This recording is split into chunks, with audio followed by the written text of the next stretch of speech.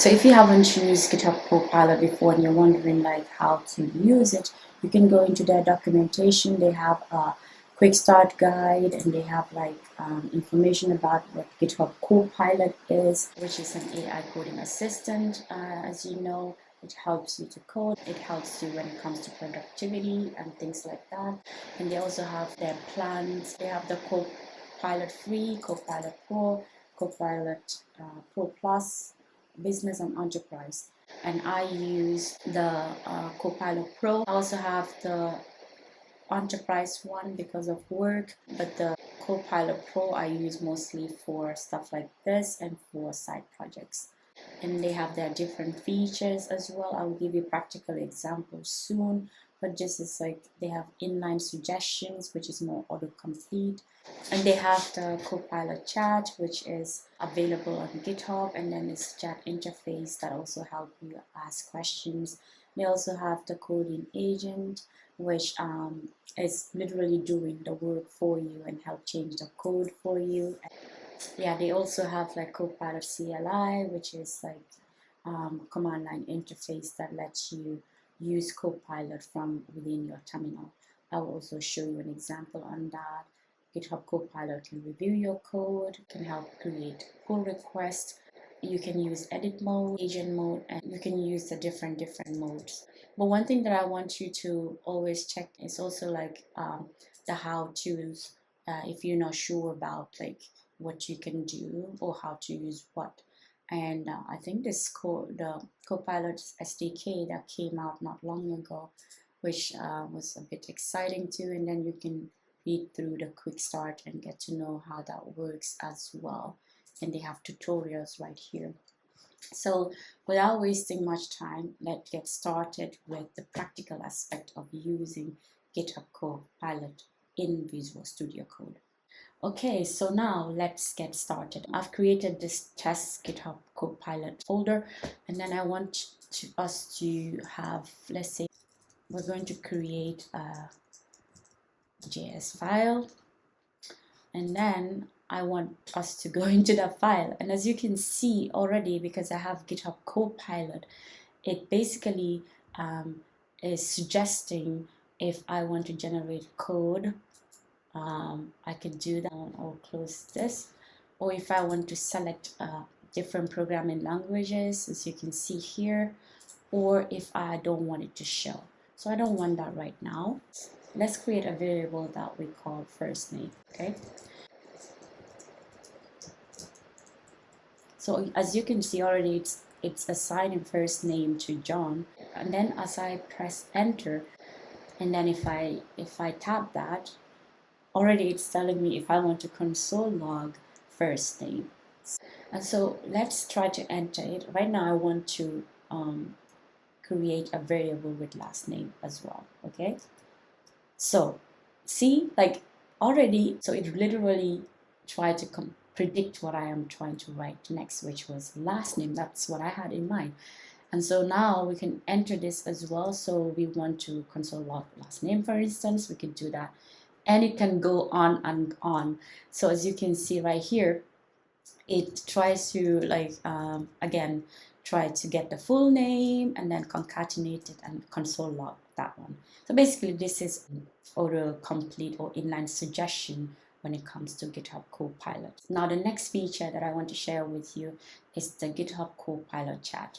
Right there, as you can see here, this small icon right here is the chat. So if I click on that, if you click on this drop down, then the local, I believe, is for interacting with GitHub Copilot locally to implement changes, and then background is like to also do changes with Git worktree to implement changes isolated from your main workspace. And then you have the Claude one. I think probably this is new, I might be wrong. You could use the Claude Agent SDK using the model included in your GitHub Copilot subscriptions.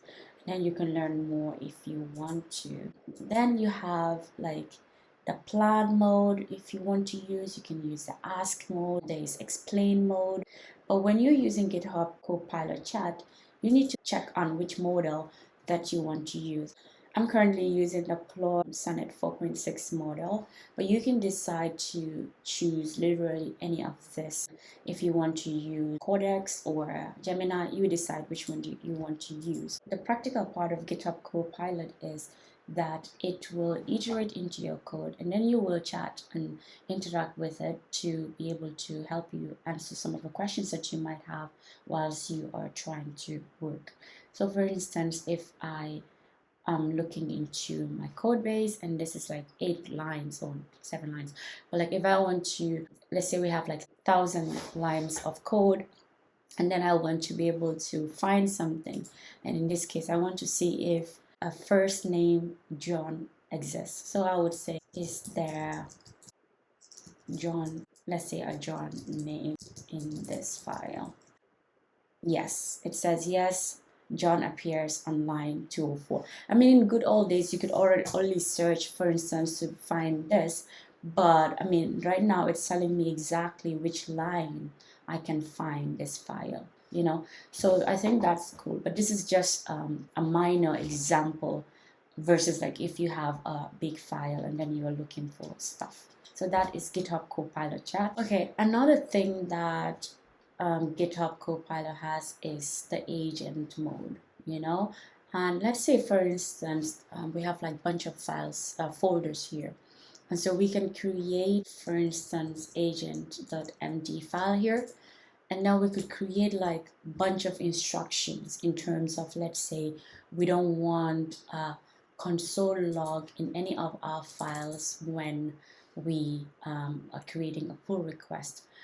We can basically create an agent that works for us, that will go through all the files before creating a pull request to let us know if, for instance, there is a console log in the files while we're reviewing, and then to make sure we remove all of those before creating a pull request. So agents basically can do the work for you. They can like create pull requests, they can review code, they can do so many things. What a good time we live in now.